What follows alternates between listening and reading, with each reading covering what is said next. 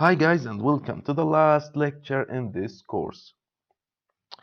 This lecture is based on general information. You can consider it as a conclusion lecture. I will talk about different types of circuit breakers such as ELCB, MCCB, MCB, RCCB and so on.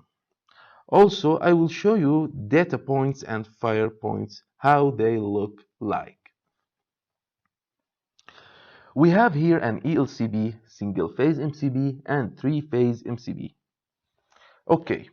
The MCB has a specific value of the current, and the load mustn't exceed the value of the specified current.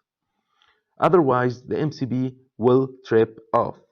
For example, if you have an AC needs 16 ampere, but you fix 10 ampere MCB or circuit breaker, what will happen when you energize? The AC is tripping off the 10 ampere circuit breaker because the AC absorbs 16 ampere while the MCB is 10 ampere. So the limit or the maximum current can this breaker handle is 10 ampere. That's why tripping off occurred.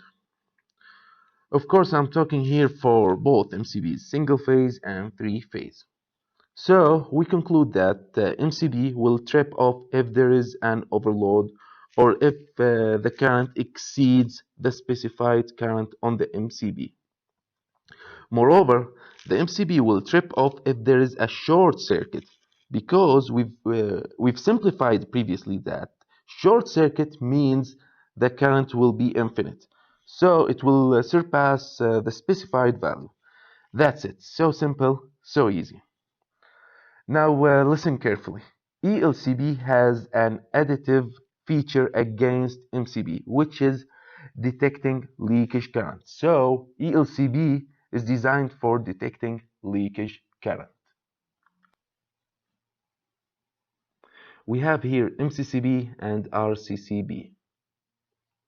MCCB is similar to MCB but in large scale. RCCB is the combination between ELCB and MCB.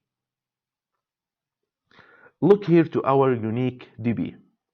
In this DB, there are two ELCBs, one isolator and MCBs. I will not define this DB again. Instead, I just want to tell you if you want to use RCCB instead of MCB, in this case, you don't need to fix ELCB, and therefore only one bus bar will be found in the DB. One more time, if you want to use RCCB, you have to remove ELCB and MCBs and put only RCCBs beside the incomer breaker, of course. That's it.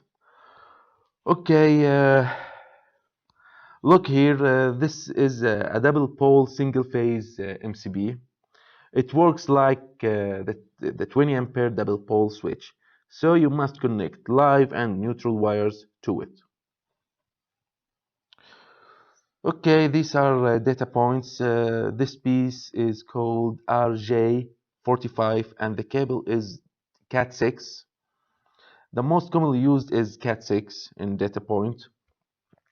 However, as you can see, there are different shapes or types for data points. It could be single, it could be twin, it could be double twin, and so on.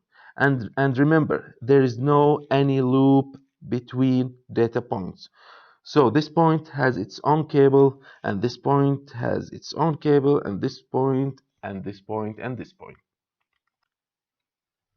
Now let's take a look on fire points. Well, fire alarm panel might look like this. Of course, there are different shapes. Meanwhile, this is a smoke detector or heat detector. However, they look alike, smoke detector and heat detector. This is siren. This is siren and a flasher, two in one. Break glass and a flasher. Okay, this is the photocell. Clearly, the wiring is not complicated at all. Loops by using neutral wires, loops by using live wires, finally connected to the main supply.